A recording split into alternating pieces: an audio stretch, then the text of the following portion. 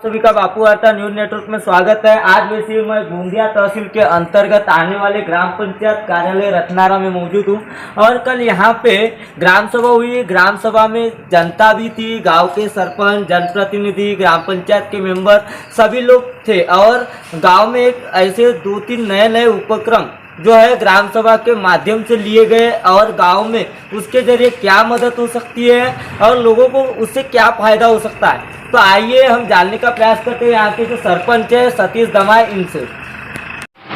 क्या बताना चाहोगे। कल जो आपके गांव में ग्राम सभा हुई और ग्राम सभा के अंतर्गत गांव में बहुत सारे खुलासे हुए और गांव में यदि किसी के यहाँ मैयत हो जाती है या कुछ हो जाता है और ग्राम सभा के नियोजन के हिसाब से और गाँव की जो जनता है उनके नेतृत्व में आपने एक फैसला लिए कि गांव में जो मैयत होती है और उस पीड़ित परिवार में कितने रुपए की आर्थिक सहायता निधि ग्राम पंचायत की ओर से दी जाएगी। मैं सबसे पहले इस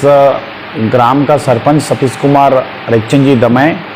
मैं सबसे पहले हमारे पत्रकार भाई दमाई जी का बहुत बहुत अपने ग्राम रत्नार की ओर से बहुत बहुत अभिनंदन करता हूँ कि आप यहाँ पे आपको जानकारी हुई कि ग्राम सभा कल दिनांक 24/8/2023 को आपको जैसी पता हुआ और आप यहाँ पर आए और उस विषय में जो चर्चा आपने की है कि आपने जिस घर में मृत्यु हो जाती है उसके बारे में आपने क्या सहायता के बारे में सोचे। तो मैं पत्रकार साहब आपको बताना चाहता हूँ आपके इस माध्यम से,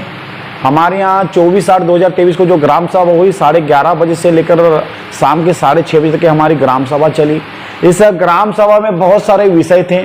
बहुत सारे जनता के मुद्दे भी थे और सारे विषय को देखते हुए बड़े शांतपूर्वक विषयों पे चर्चा हुई, लोगों का समाधान हुआ और समाधान के बाद में एक उस सभा के अध्यक्ष के अनुमति के ऊपर में एक विषय आया और विषय का नाम था कि हमारे गांव में जो अचानक से किसी घर में एक एक्सीडेंट के तौर पे बोलो या अचानक से एक हादसा बोलो या अचानक से एक मौत हो जाती है तो कभी कभी उस घर का मालिक हड़बड़ा जाता है। एक तो उसका पहले से ही टेंशन में रहता है वो, तो हमें ऐसा लगा कि वो पारी सब पे तो आती है, चाहे मध्यम वर्ग हो, बड़ा वर्ग हो या निचला वर्ग हो, कोई भी हो। तो हमने एक ग्राम सभा में हमने उसके पहले ही मासिक मीटिंग में हमने उसको पारित किए थे, लेकिन हमें ऐसा लगा ये मुद्दा हमेशा का रहने वाला है और ये जो कार्य जो हम करने वाले, ये जो सहायता के रूप में हम जिस घर में आकस्मिक जो मौत होती है या एक साधारण तौर पे जो मौत होती है जिस घर में, तो बोला क्यों ना हम इसको ग्राम सभा में ये विषय लाया जाए और जनता अदालत बोलते हैं, जनता यानी लास्ट कोर्ट, तो उनके हिसाब से अपन उनके सामने ये विषय रखकर उनकी अनुमति लेकर एक पारित किया जाए। तो हमने वैसे ही ग्राम सभा में आखिरी समय में हमने ये विषय रखा और जनता ने इसको जोरदार ताली बजा के इसका स्वागत किया। तो हमने डिसीजन लिया कि जिस घर में भी डेथ होती हो, जिस घर में मैयत होती हो, उस घर में हम ग्राम पंचायत के मार्फत में 1500 रुपए उस घर में तुरंत में दिया जाएगा। जिस दिन हमें पता चला कि आज किसी घर में डेथ हुई है तो उसी दिन उसको 1500 रुपए दिया जाएगा। जिस तरीके से आप बता रहे हो कि यदि किसी के यहाँ मैयत या हादसा या एक्सीडेंट या अकस्मात मृत्यु जो है वह होती है तो ये ख्याल कैसे आया ग्राम पंचायत को और एक नया नियोजन और नया उपक्रम ही है मालूम, तो ये कैसे ख्याल है। अभी 10 से 15 दिन पहले हमारे ग्राम में एक वार्ड नंबर 3 के मतलब फिलहाल वार्ड नंबर 1 में रहवासी है वो और राउत फैमिली से हैं, बेचारे वो अपंग थे और उनकी बहुत ही नाजुक परिस्थिति थी। तो वो जब हमें उनका फोन आया कि वहां पे डेथ होगी, जब मैं तो कुछ काम के चक्कर में मतलब काम की वजह से मैं कहीं बाहर उस मैयत में अटेंड नहीं कर पाया, लेकिन जैसी मुझे जानकारी मिली, जैसी उनकी कंडीशन देखकर मुझे मेरे दोस्त ने भी बोला, मेरे पदाधिकारी ने भी बोला कि क्यों ना अपन एक ऐसा फैसला लें कि समय पे किसी की मौत हो जाए, मौत तो बता के आती नहीं है, वो कहते हैं ना समय एक बार जब आता है लेकिन जाता है तो पता ही नहीं चलता, वैसी मौत कब आएगी ये इसका कोई गारंटी नहीं। इस तौर पे हमारे पदाधिकारी ने हमसे उससे चर्चा किया, उनने भी अपना मत रखे, हमने भी अपना विचार रखे। वो विचार जब एक बना तो हमें ऐसा लगा कि नहीं, हमने ग्राम पंचायत मार्फत एक सहायता राशि के रूप में हमने उनकी मदद करना चाहिए। ऐसे हम सभी पदाधिकारी को लगा और वही विषय को हमने ग्राम सभा में जनता के सामने रखा और जनता ने उसको अनुमति दिया और उसका स्वागत किया है।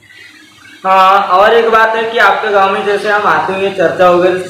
सुने और कई लोगों के बीच में रुकते हुए आए हैं, तो लोगों का कहना ऐसा भी है कि किसी के यहाँ यदि अगर पहली लड़की होती है तो उसे प्रोत्साहन पर क्या दिया जाएगा। देखिए आज हमारे भारत देश में नहीं, विश्व की बात नहीं करेंगे, हम भारत देश की बात करेंगे। भारत देश में हमारे यहाँ एक परंपरा चल रही है, यानी किसी घर में अगर एक लड़की के रूप में जब जन्म लेती तो कहीं ना कहीं उनके मन में एक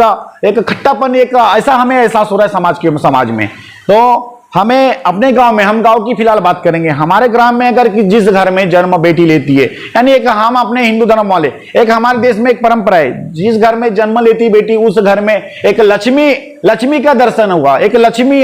लक्ष्मी आई ये समझकर हम उसको देते। तो हमें ग्राम पंचायत की फिर से हम पदाधिकारी ने एक विचार किया, क्यों ना जिस घर में पहली बेटी हो, जिस घर में पहली बेटी जन्म लेती हो, उस बेटी को ग्राम पंचायत की ओर से बेबी किट का क्यों ना वो अर्जन किया जाए और उसके घर में जाकर हम उस बेटी का और उस बेटी के साथ में जो उसके माता पिता है उनका अच्छे से स्वागत किया जाए। ऐसे हमने इस ग्राम सभा के माध्यम से हमने पारित किया गया। और उसको इस विचार पर जो गांव की जनता है, गांव की जनता का क्या कहना है, इस बात से सहमत है या नहीं है? गांव की जनता ने तो स्पष्ट बोला है, आप तो पहली बार ऐसा कोई ग्राम सभा हुई है जहां ग्राम सभा में जनता के हित में ऐसा कुछ कार्य कर रहे हो। आप जनता के लिए कुछ सोच रहे हो, आप कुछ ना कुछ नया कर रहे हो, और इस नया जो उपक्रम आप ला रहे हो इसका हम तहे दिल से हम स्वागत करते हैं और हमारी अनुमति है कि इसको आप जारी रखें। ये बताइए, गांव में अब ये तो दोनों बातें जो है ग्राम सभा की थी, लेकिन ग्राम सभा से रिलेटेड और अदर ग्राम सभा में चर्चा भी हुई होंगी, काफ़ी सारे सवाल रहे होंगे।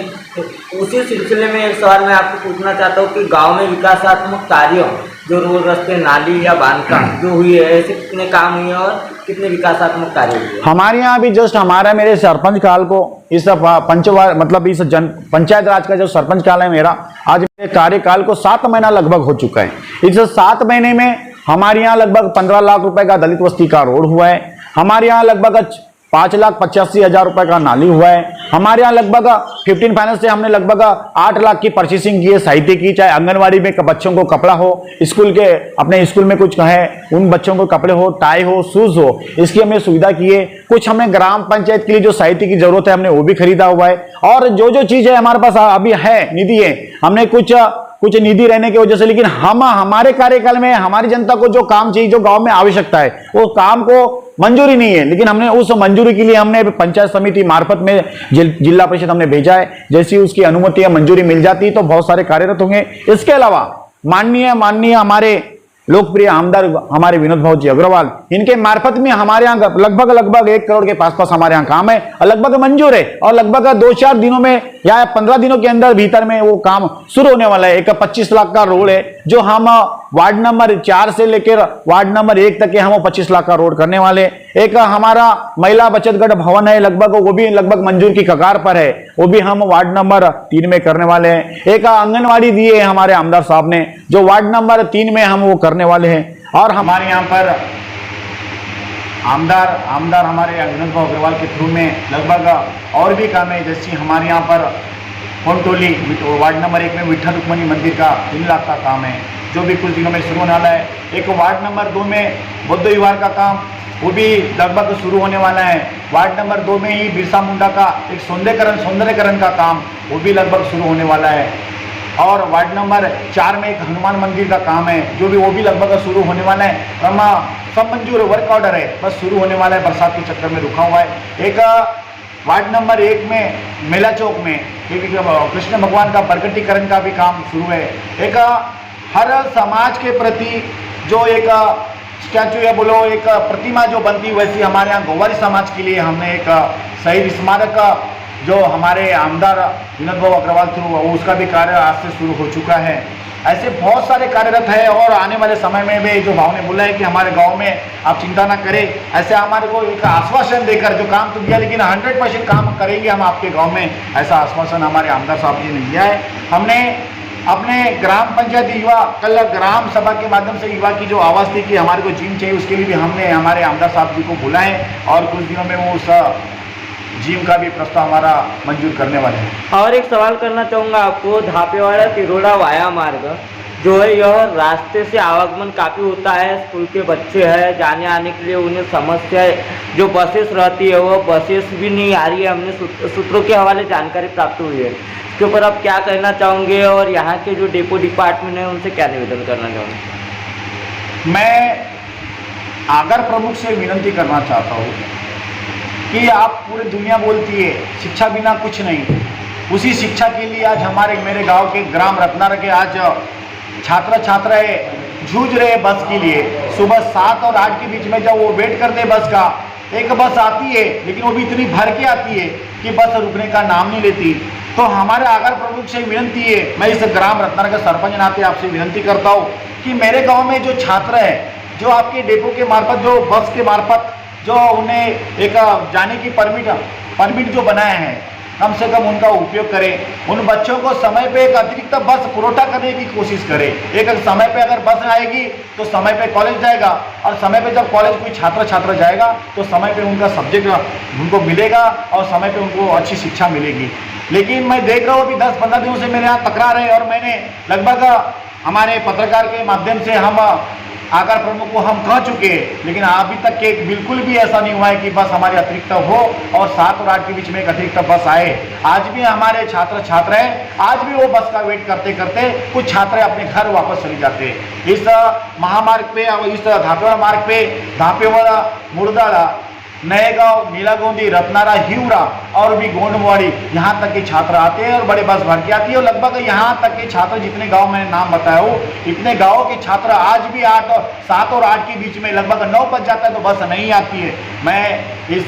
पत्र परिषद के माध्यम से मैं आगर प्रमुख से भी हाथ जोड़ के विनती करता हूँ कि छात्र छात्राओं के लिए आप किसी पैसेंजर के लिए थोड़ा सा लेट कर देंगे चलेगा, लेकिन मेरे गांव के छात्र छात्राएं के लिए आप जल्द से जल्द बस का, एक अतिरिक्त बस का अरेंजमेंट करें, ताकि उनको कॉलेज जो समय पे जा सके और उनकी जो प्रॉब्लम जो है जो वो दूर हो सके। एक बात आपसे पूछना चाहते हैं हम कि आप एक यूथ सरपंच गांव के, और यूथ सरपंच रहने के बाद यहाँ के जो युवा है या जिले के युवा है, उन्हें क्या संदेश देना चाहोगे? आप जो राजनीति से पहल होकर आप सरपंच बने, और राजनीति से एक साइड राजनीति है और एक साइड युवा है, तो आप क्या संदेश देना चाहोगे युवाओं को? देखो सर, राजनीति हम में राजनीति बिल्कुल नहीं है। हम राज और नीति हमें वो हमको उसका अर्थ समझता है। हमको राज और नीति के हिसाब से नहीं चलना है, हमें अपने गांव के हिसाब से चलना है और गांव में एट ए टाइम क्या करना है और मेरे युवती के लिए मैं क्या कर सकता हूँ, इसका मैंने प्लान बनाया हूँ। अभी मेरे गांव में युवती की सबसे मेन है। मेरे यहाँ रोड नाली कम बनेगी चलेगा, लेकिन हमारे ग्राम पंचायत के पदाधिकारी और मेरे साथ में यही कहना है कि हमारे यहाँ पर अगर चले तो चले, एक वाचनालय की जरूरत हो। हमने एक जस्ट अगले महीने, आपको पत्रकार साहब, अगले महीने हम वाचनालय की शुरुआत कर दे, जिसका वाचनालय का काम लगभग अभी शुरू है और अगले महीने वाचनालय खोलेंगे। हम हमारे गांव में हम चाहते हैं युवा लोग लगभग गोंदिया जाकर कहीं ग्राउंड पर जाकर उनको प्रैक्टिस करने के लिए सब तकलीफ करना पड़ता है। हमारे ग्राउंड नहीं है, उनको एक्सरसाइज करना, रनिंग करना, वॉकिंग करना, इसके लिए नहीं है। तो इसके लिए हमें लगा कि आज हमारे युवा साथी जिम की इच्छा रखते हैं, तो मैं वो जिम का भी अरेंजमेंट हमारे माननीय आमदार विनोद भाई अग्रवाल के माध्यम से मैं करने वाला हूँ। उन्हें आश्वासन दिया है, हम वाचनालय के लिए भी हमारे को आश्वासन दिया है कि बुक्स, जितनी भी बुक्स लगे वो बुक्स हम आपको देंगे, प्रोटा करेंगे। और जो जिम का आपका ये है प्रश्न है, वो जिम का प्रश्न हम बहुत ही जल्दी दूर करेंगे, ऐसे हमारे आमदार साहब ने भी कहा है। युवती के लिए, युवती मतलब हमारे गांव के युवा साथियों के लिए हम जरूर, ये उनका एक ही प्रश्न है, सतीश भैया वाचनालय, सतीश भैया हो सके तो जिम, बस हम यही ध्येय पे चलने वाले। हम अपने युवा साथियों के लिए जरूर ये काम करके दिखाएंगे। आपका कार्यकाल जैसे शुरू है और आज के दौर में आप गांव के सरपंच हो, तो कार्यकाल में आने वाले दिनों में गांव के लिए क्या विकासात्मक कार्य करने वाले हो? देखो, जहां तक सरपंच की बात है, मेरे जितने पदाधिकारी वो सरपंच हैं। रिकॉर्ड की अगर बात है तो सतीश दमाई मतलब हमारी जरूरत पड़ेगी, लेकिन सरपंच का पावर सभी मेंबर को हम दे चुके हैं। अब रहा सवाल हम अपने इस कार्यकाल में क्या करना चाहते हैं। रोड, रास्ता, नाली सब होने वाली है, ये बड़ा विषय नहीं है। लेकिन गांव में आज हमारे देश के प्रधानमंत्री क्या चाहते हैं, पेड़ लगाओ, एक पेड़ पर्यावरण बचेगा। तो हमारा उद्देश्य है कि आने वाले समय में हम 15 फाइनेंस के अच्छे से ये करने के बाद, अच्छे से रीडिंग करने के बाद 15 फाइनेंस हो सके तो या तो फिर मनरेगा थ्रू, MRGS थ्रू हम पूरे गांवों में पेड़ लगाएंगे। पूरे गांव में हर चौक पे, हर main road, Dhapewada main road पे हमने ये लक्ष्य रखा है आने वाले समय में, क्योंकि पेड़ लगेगा शासन वही चाहती है, हमारे देश के प्रधानमंत्री भी वही चाहती कि गांव को स्वच्छ और समृद्ध बनाएंगे। हम स्वच्छ तभी बनाएंगे, गांवों को पेड़ लगाएंगे, और पेड़ जब सक्सेस होगा तो गांवों के नागरिक, मेरे गांव की जनता, उनके मन में एक सकारात्मक विचार आएगा और उनको भी ऐसा लगेगा क्यों ना हम इस भागीदारी में हमने भी मदद करना चाहिए और हमने भी अपने सरपंच का हाथ बटाना चाहिए। यही मेरा उद्देश्य है। बहुत सारे उपक्रम करना है, बहुत सारे मन में ख्याल भी रखा है और अब कोशिश कर रहे हैं, हम हारेंगे नहीं, कोशिश करते रहेंगे और कोशिश करने वाले की हार कभी होती नहीं है और ये हम करके दिखाएंगे। मैं पत्रकार साहब हमारे दमाई जी, उनका बहुत बहुत धन्यवाद करता हूं कि आपको पता चला कि ग्राम रत्नारा में ग्राम सभा 24 तारीख को हुई है और आप लगभग आपका फोन आया। कल आप बोले कि मैं कुछ कारणों से नहीं आ सका, लेकिन फिर भी आज आपका फोन आया कि मैं आ रहा हूं, कृपया आप जरूर मुझे मिलिए। आपका बहुत बहुत धन्यवाद करता हूं, बहुत बहुत धन्यवाद।